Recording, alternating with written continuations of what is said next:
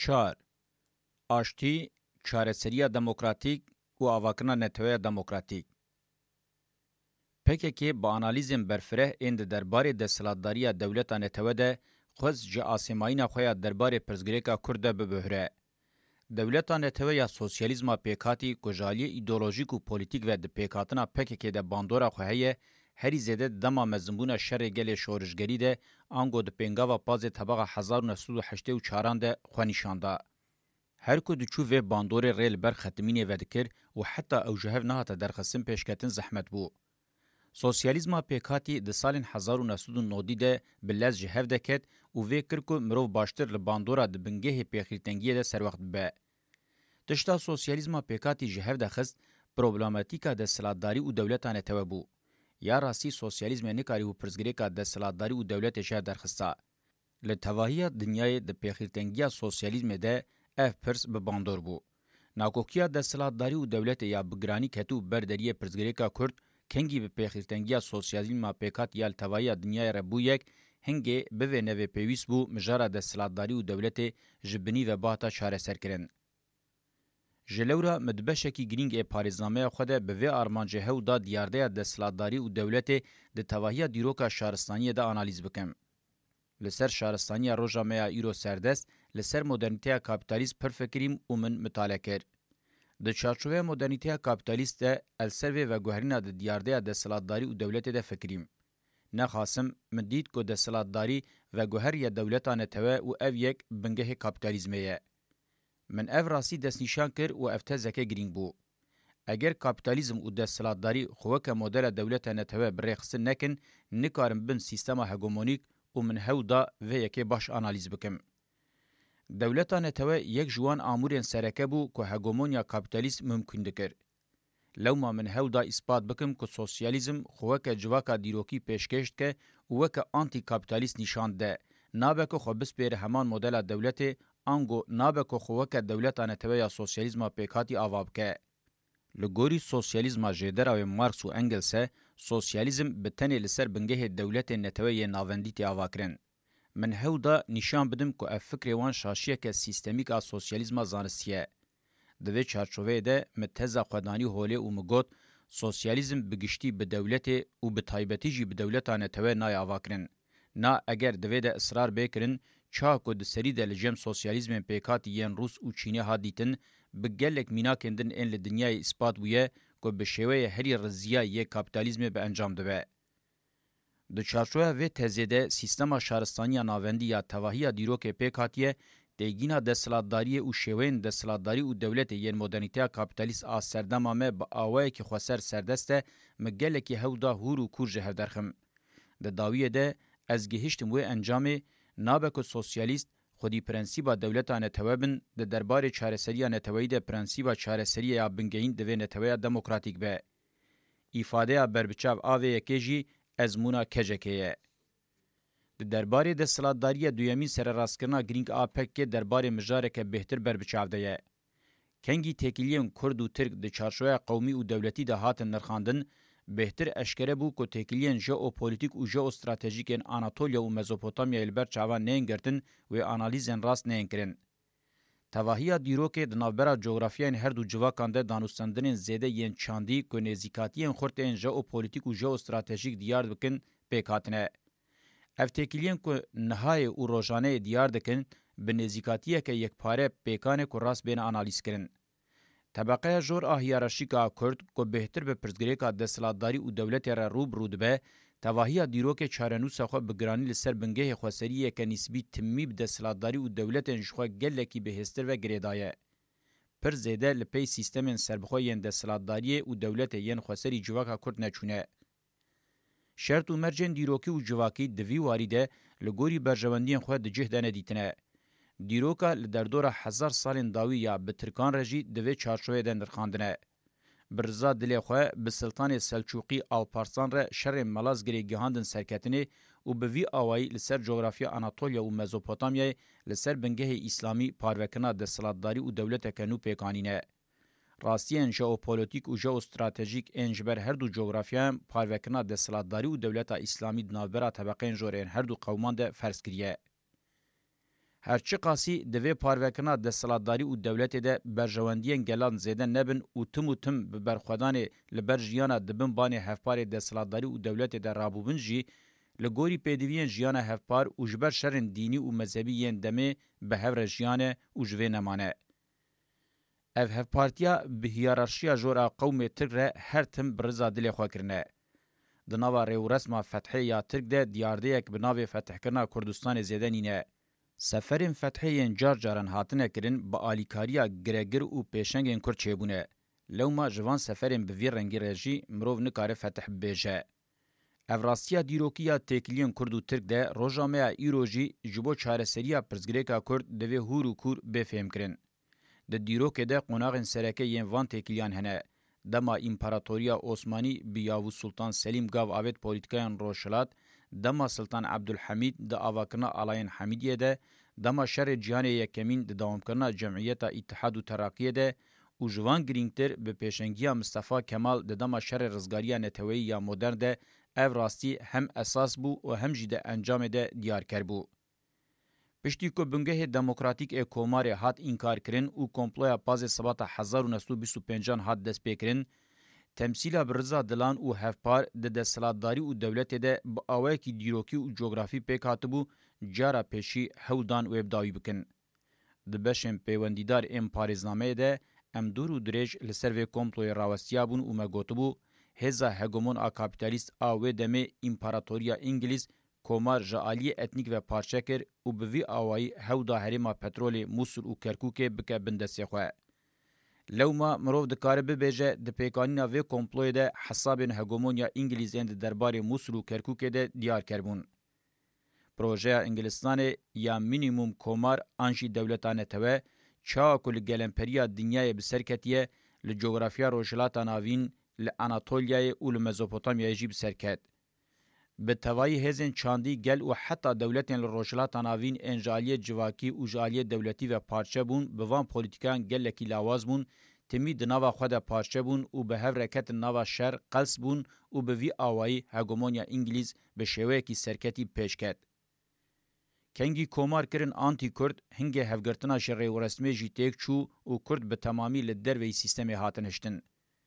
پروژه لپیشیا طبقه جور آ کرد دانین او بو د بردیلا دسکشاندنا جناسامه کرد او کردیتیه ده و وکه فرد ولاتین ترک کاربن هبونا خو بپارزن و حتی جویجی ودتر او هین کرن اگر د نوا سیستم ده بخوازم بهز او پایابلن ببن او یک د بردیلا امها و انکارا کردیتیه ده به مزن کرن او پشته برنا ترکیتیا سپید به.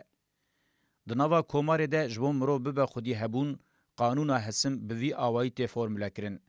طبقه جور د دسپیک ده هنکی سری رادکه و نرازیبونا خو نشان ده ل سیستم پاشه به تفگرن دجوار ان تادیب و تنکیل و هلوست دشکینه دبکو کسین خودی و هلوست سرنرم ببن د دیروکا جواکا کرده بلکی جاره پیشیه کو طبقه جور د بردیلا امهاو انکار هبونا جواکا خوده هول ده هبونا خو اوله و مسوگر بکه ایدی چی قاسی جی ترکیتیا سپیر خدمت بکن و او قاسی کاربن هبونا خو به پاریزن و پیشتبن بشنگل ام به سری او سروکمای ایدی تشت او اشیانه دری وان له هر جره پیکانین انکار امها و اسیمیلاسیون وکرینه کی خو پچکی به کردیتیه بکه افته معنی کشتن و مرنه ترکاندنا کردیتیه ریا بتنه یا رزگاری او جیانه کردیتیه نه بتنه وک دیارده هول ددن توی همون ناو او سمبول می تصفیه بکن تواهیا دیروکا کومار دربار کردان ده پروژه قرکرنا چاندی یا سرگرتی روز به روز گاو به گاو هات پیکانین. آرمانجا سرکه یا تواهیا پولیتیکاین هندر و در و اوه ده چارشوه و قانون حسنده خدمت بکن. جبرکو بگرانی بدزیتین مشاندن بیوکو هایا مجوان پولیتیکان هبه پارتی رخصتن جواکا سیویل اکونومی و جهان سیاست یا امپیک تینن لهمان قانون حسن اندکستمن. ارگانیزاسیونن در و ینوکه نتوین یک بوی ناتو و یکیتیا اوروپای جی ده چارشوه همان قانون حسنده تینه نرخاندن. د داربه کومپلو رشکوجی هر جره اشکنجه او گرتنان ده پارا و قانونی دیار کره. د دما درکتنا هولیا پککه ده بیروریا دربار وارناستیان ده گلکی بسینوره. یک پارتیا چاندی دنابرا آناتولیا و مزوپوتامیای ده یکیتیا ژئوپولیتیک و ژئوستراتژیک باندورا وان لسر تکیلیون کرد و ترک زیده نهاتیه فهم کرن. Polîtikayên dewleta netewê ya minîmum a hêzên hegemonîk ên modernîteya kapitalîst Inglistan û dewletên Yekbûyên Amerîkayê ça bandor li tevayiya zanistên civakî kirine, her wiha bandor li sosyalîzma zanistî jî kirine. Di vê de tişta para pekekê jî ket dewletdariya netewê ya sosyalîst bû. Bi xwerrexnekirineke bingehîn ji vê ji rêderketinê ango dewleta netewê bihûrî. Çepgiriya li gelemperiya dinyayê û çepgiriya Tirkiye bi sedema ku nikarîbûn ji vê ji rêderketinê bibihûrin bi vê nevê ji hev deketin. Sedema sereke ya pêxîrdengiya sosyalîzmê ku hê dewam dike, ev mijare ku nikare ji navê derkeve. B. PKK-ya vedguhere li ser bingehê pirzgirêka Kurd modela nû ya çareseriyê ji pirzgirêkê neteweyî re aniye ji her cure dewletdariya netewe şuştiye û navê wê jî neteweya demokratîk e. Di kapitalizmê de şêwazê avakirina neteweyan divê ji qanûna kara herî zêde re xizmetê bike. Ji bo vê jî hedefa dînê nû yê modernîteyê milliyetgirî û wekî din hedefa wê dewleta netewê ye. Milliyetgirî dewleta netewê jî milliyetgiriyê derdixe holê. Dema pêxîrtengiya kapitalizmê zêde dibe, milliyetgirî û dewleta netewê faşîst dibin. Sosyalizm çi qasî ji milliyetgiriya kapitalizmê û dewleta netewê ya rêl ber vekiriye bibihire wê ew qasî karibe xwe bike alternatîv û weke sîstem bi pêş bixe. Ev jî bi neteweya demokratîk û ekonomiya bazara civakî ya bêkar dibe, li hemberî endüstriyalîzma kapitalizmê ya bi armanca kara herî zêde endüstriya ekolojîk e. C. Di pirzgirêka Kurd de navê modela çareseriya neteweya demokratîk KCK ji dewletdariya netewe şuştiye, ne bi tenê ji bo Kurdan, ji bo tevahiya komên etnîk û neteweyî ye. KCK di vê çarçoveyê de tê pêşniyarkirin û pratîzekirin. Tevahiya dîroka modernîteya kapitalîst di hemû demên pirzgirêkên neteweyî de weke riya bi tenê ya çareseriyê dewleta netewe hatiye ferskirin û vê şêwazê çareseriyê dîrok kiriye gola xwînê. Çareseriya dewleta netewe ne riya çareseriya pirzgirêkan e, riya kûrkirin, dijwarkirin û mezinkirina şeran e, bi vî awayî kara herî zêde û endüstriyalîzmê pêk tîne û domdar dike. Ji bo KCK'yê riya aştî û çareseriyê terikandina sêlingên distanê yên modernîteya kapitalîst, ango dewleta netewe kara herî zêde û endüstriyalîzm û li dijî wan weke alternatîv danîna hêmanên modernîteya demokratîk, ango neteweya demokratîk, ekonomiya bazara civakî ya bêkar û endüstriya ekolojîk e. D. Di serî de dewleta netewe ya Tirk, dewletên netewe yên Îran, Iraq û Sûrî û heta dewleta federeya Kurd, eger de pirzgirêka Kurd de bi nêzîkatiya aştiyane û siyasî mafê gelê Kurd ê netewebûna demokratîk nas bikin û weke encameke xwezayî ya vî mafî statuya rêveberiya xweseriya demokratîk qebûl bikin, hingê çareserî mümkün dibe. Yekîtiya Ewropayê ku welatê çareseriyên dewleta netewê ye, ji niha ve deriyên xwe li çareseriyên neteweya demokratîk vekirine û ev gaveke erêniye û hêviyê bi mirov re çê dike. Ji bo karibe vê çareseriyê pêş de bibe, divê gav bi gav qadê li dewleta netewe teng bike û qada civaka sivîl a demokratîk berfireh bike. Eger dewletên netewe yên Tirkiye, İran, Iraq û Sûrî dixwazin ji pirzgirêka Kurd rizgar bin, divê weke gava pêşî bikevin riya mîna ya Yekîtiya Ewropayê. Li ser vî bingehî pozisyona KCK derfet û îmkanê de çareseriya siyasî û aştiyane.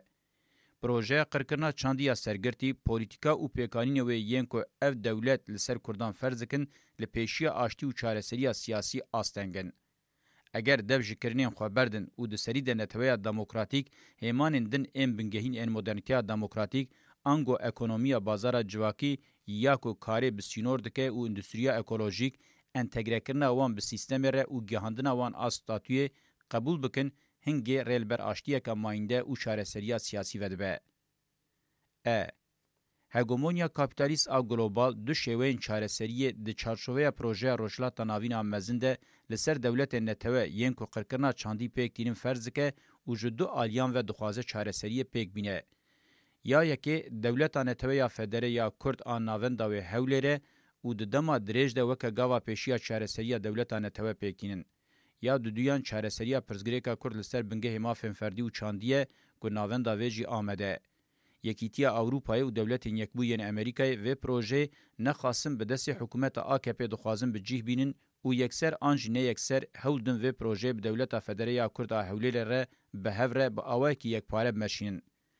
Di berdêla rizgarbûna ji PKK û çareseriya siyaseta demokratîk a bi KCK berbiçavbûyî de, وان هر دو چارەسەریان لەسەر دەولەتên نەتەوە yên qirkirina çandî pêk dînin ferz dikin. Ev projeyên çarəseriyê ku hegemonya kapitalîst a global wan ferz dike ji ber ku ji desteka gel qutin şansê wan ê serketinê nîne. Kurdistan ji niha ve sed sala 21 de bi awayekî bûye navenda şoreş û di şoreşê. Xeleka herî qes a modernîteya kapitalîst e.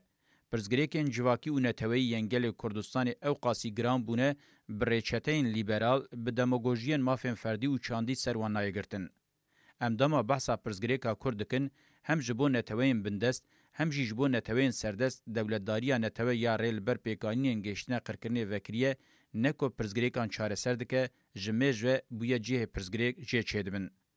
Dewletdariya netewe dest pêkiriye ji bo modernîteya kapitalîst jî dibe pirzgirêk û êdî her ku diçe ji hev de dikeve.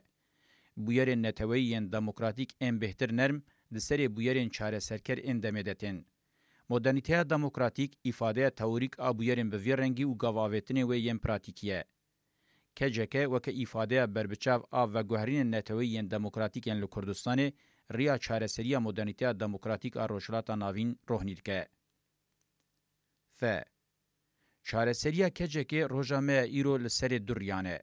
Yan pirzgirêk êbriya siyaseta demokratîk û aştiyane bi rêbaza destûra demokratîk bêne çareserkirin ango di vê rewşê de dewletên netewê yên pêwendîdar wê nebtenê dest ji polîtikayên îmha û înkarê bikşînin wê bi awayekî realîst danasîna pirzgirêkê qebûl bikin û çareseriya wê jî di destûra demokratîk a gerdûnî de bibînin hem naverok û hem jî rêbaza destûra demokratîk wê bi muxateban re parve bikin. Ji bo vî şêweyê çareseriyê ku welatan hem weke dewlet û hem jî weke netewê yekpare dike divê veguherînên radîkal bibin. Yan jî evriya dil dixwaze pêşî pêk bê were astênkirin hingê riyek dimîne. Keceke wê bi awayekî yekalî û şêwazekî şoreşgerî otorîteya xwe ya demokratîk ava bike û biparêze. Gelek hêman hene ku ji bo divê riyê de bi awayekî serketî bimeşe. Bi rêbertiya îdeolojîk û polîtîka PKK ya xwedî tecrübeya ji 30 salan zêdetir bi desteka xurt a bi şerê gel ê şoreşgerî hatiye ceribandin bi hêza xwe ya eskerî ya pê dikare xwe parastinê li her qadê bike bi tevna xwe ya berfireh a têkiliyan li derve û hundir mümkün dibe ku keceke neteweya demokratîk ava bike bi rêve bibe û biparêze. Ev rê wê careke din weke berê nexetime. Ji ber ku ne netewetiya dewletê lê neteweya demokratîk armanca wê her tim wê alîgirê aştî û çareseriyê be wê bi hêzên dewleta netewe re deriyên wê li diyalog û muzakereyan vekirî be û divê de jî bi ser nekeve wê li riya xwe ya rast bi hêzên xwe zanibe neteweya demokratîk bi awayekî serketî ava bike bi rêve bibe û biparêze.